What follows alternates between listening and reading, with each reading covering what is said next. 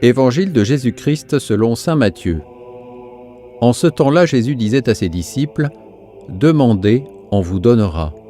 Cherchez, vous trouverez. Frappez, on vous ouvrira. En effet, quiconque demande reçoit. Qui cherche trouve. À qui frappe, on ouvrira. » Ou encore, lequel d'entre vous donnera une pierre à son fils quand il lui demande du pain ? Ou bien lui donnera un serpent quand il lui demande un poisson ?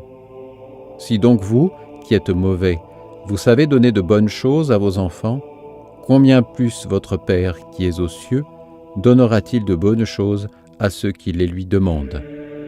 Donc, tout ce que vous voudriez que les autres fassent pour vous, faites-le pour eux, vous aussi.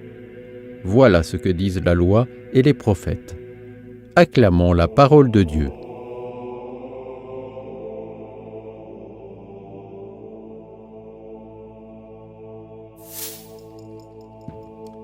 Demandez, vous obtiendrez. Cherchez, vous trouverez. Frappez, la porte vous sera ouverte. Jésus ne peut être plus clair dans les conseils qu'il donne aux disciples. Nous sommes dans le Sermon sur la montagne, ouvert par les béatitudes, le Sermon sur la montagne, ou le concentré de toute la sagesse évangélique, ce sel de la terre, cette lumière pour le monde. Ici, l'exhortation est claire et elle pourrait se traduire par la question suivante : qu'attendez-vous donc pour demander à Dieu ce qu'il veut vous donner ? Que faites-vous face à tout l'amour dont brûle son cœur ? Une fois de plus, Jésus, maître en pédagogie, utilise la comparaison. L'attention ou la bienveillance dont nous sommes capables à certains moments envers les autres, nous qui pourtant sommes fragiles et pécheurs, comment penser que Dieu, qui est parfait et saint, ne puisse les avoir envers nous, si nous tournons notre cœur vers lui ? Pas une seule fois dans l'Écriture, il n'est dit que Dieu détourne son regard ou sa miséricorde de ceux qui l'implorent. Il n'est pas, pour reprendre le psaume, comme ces divinités qui ont des yeux mais qui ne voient pas, des oreilles mais elles n'entendent pas, une bouche mais elles ne parlent pas. C'est le psaume 115. La prière a des milliers de formes ou de manifestations. Elle peut être cri ou silence, joie ou larmes, louange ou plainte.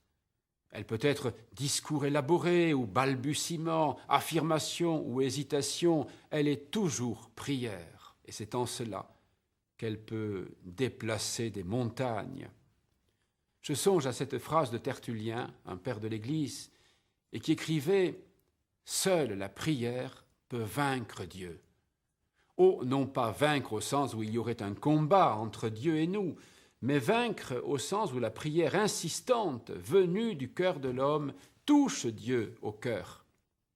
Comment ne pas évoquer ces nombreux récits de l'Évangile, où l'appel insistant des malades et des infirmes est venu à bout de l'agacement des disciples, essayant, mais en vain, de protéger le maître de la foule.